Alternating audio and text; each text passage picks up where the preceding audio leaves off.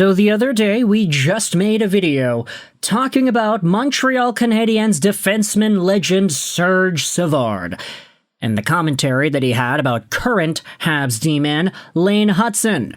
We spoke about how, in Savard's words, Hutson was the most talented Montreal Canadiens player since the great Guy Lafleur. Now, all PK Subban and Carey Price erasure aside, we're coming back at it again with yet another Lane Hutson commentary.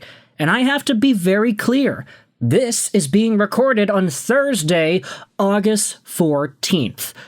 If this video is already outdated by the time it becomes public on YouTube on August 15th, if Lane Hutson ends up signing a contract very early Friday morning and I'm not awake to talk about it and this is the video you get instead, then I give you all the permission in the world to go out there and clown on me in the comment section below.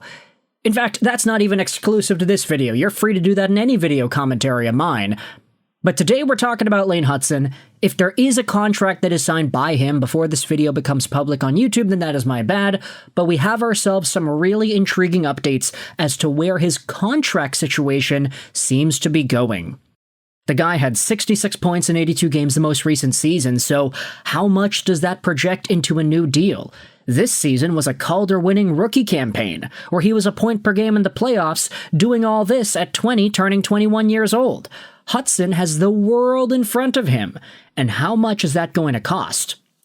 Well, let's head over onto Marco D'Amico's newest piece from yesterday that gives us an extended update on the Lane Hutson contract talks, the RFA market reset, and whether or not Noah Dobson is an appropriate comparable. This article will be linked in the description. It's a really good read. There's a lot to dive into here. Key takeaways from the piece. Firstly, D'Amico writes here that Montreal Canadiens youngster Lane Hutson will be an RFA next summer, and sources tell RG that early negotiations on a contract are very amicable. Amicable, synonym for friendly. Okay, that's a good piece of news there. Number 2. Lane Hutson has been eligible to sign an extension since July 1st, and there are a few factors to consider in terms of how much he will be paid. That's not surprising there. Okay, let's proceed. While there have been some comparisons to Noah Dobson's new deal with the Habs, there's a reason why Hutson's payday could be slightly different. Let's scroll down here and read what exactly it is D'Amico writes about. Firstly, there is a conversation about Noah Dobson and his contract for the next 8 years, whether or not this deal can be seen as a comparable contract for Lane. Although Hutson looks primed to be one of the most exciting D-men in hockey for many years to come, insiders caution against a direct one-to-one contract comparison between the young rearguard and his new teammate. Montreal fans are familiar with Dobson's profile, a right-shot D-man who can run a power play, chew up heavy minutes, and match up against top lines. Those kinds of players are among the most sought after in the NHL, and when they approach UFA status, their value skyrockets. The Habs recognized this and moved quickly to secure Dobson before the Blue Jackets could finalize a deal for his services with the Islanders. A source went out there and told RG.org that Dobson is at a different point in his career than Hutson. Not to say that one is better than the other, but in the world of contracts, RFA years are worth substantially less than UFA years, and teams generally have to fork up more money for those years when a player could have tested free agency. Dobson's circumstances created a perfect storm for a higher payout. He's a right-shot D, one of the most coveted commodities in the league, who logs heavy minutes against top competition. Add to the fact that he was just a year away from becoming a UFA, and the Islanders and the Canadiens knew they would have had to pay a premium to keep him off the open market. So, I think that did need to be said here, because it's very easy for Canadiens fans to think about it like, oh, well, Noah Dobson got $9.5 million, and Lane Hutson is better than Dobson, right? So Hutson should get more.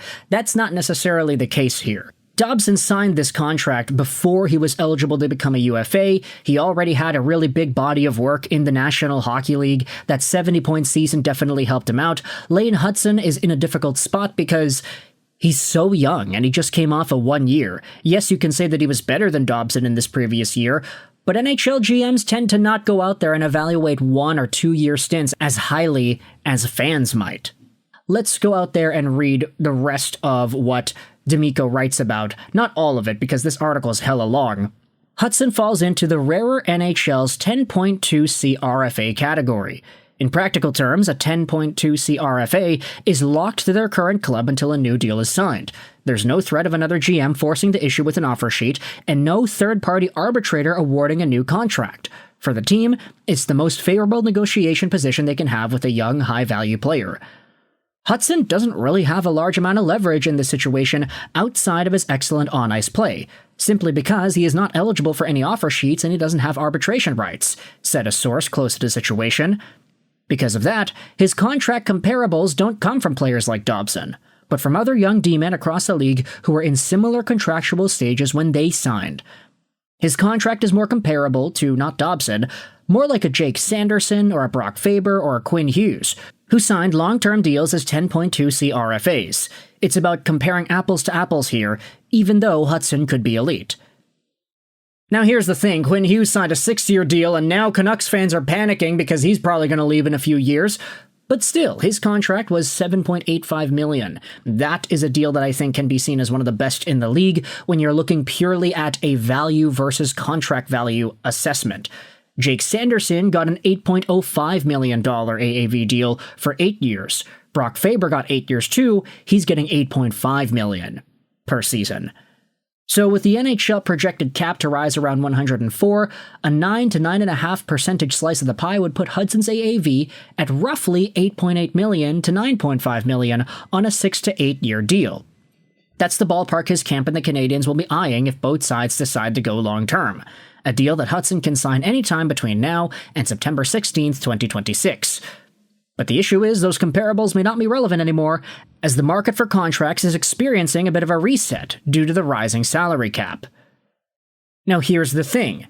The rest of the piece goes out there and talks about how the cap's rising, so a lot of these folks can get bigger deals, and whether or not that's going to affect Lane Hutson, it's all the more interesting here. For someone like Lane, all eyes are likely on what the Devils decide to do with Luke Hughes. Can you really offer him more than his brother? Does that impact his term then? All these things come into play, but it'll also impact negotiations across the league, as agents or GMs will use that Hughes deal as a benchmark. So, we'll see whether or not Luke Hughes and his contract ends up bringing a big impact towards the Lane Hutson contract, but eventually, towards the end, things are very cordial. They're very friendly here. Both parties are in a good space, and there's a good amount of mutual respect. It's just very little rush from either side. This NHL source says he thinks it gets done eventually, and on the longer term. D'Amico writes that current indications suggest a short-term bridge deal is highly unlikely. The feeling is that sweet spot for the club would be a 6 to 8 year deal. This would not only secure Hutson's prime years, but also allow the team to build around a cost-controlled top-pair D-man as the rest of the roster matures. It's a delicate conversation, but not one that either party is shying away from. The clearest message received from a direct source on the subject was the following. You'll hear a lot of noise about it until it's signed, but there's very little to worry about. So, obviously we didn't read the entire article. This is long. This is a really big piece, but it will be linked in the description if you want to go out there and check it out yourself. Let me know your thoughts in the comment section below. How do you feel about Lane Hutson, the contract situation that we have here, how Luke Hughes will impact that, and what the Noah Dobson comparison really looks like when you look at it through the eyes of an NHL person. Thoughts in the comment section below. What do you think Hutson gets on his next deal, and when is it signed? I hope you enjoyed this video, and bye.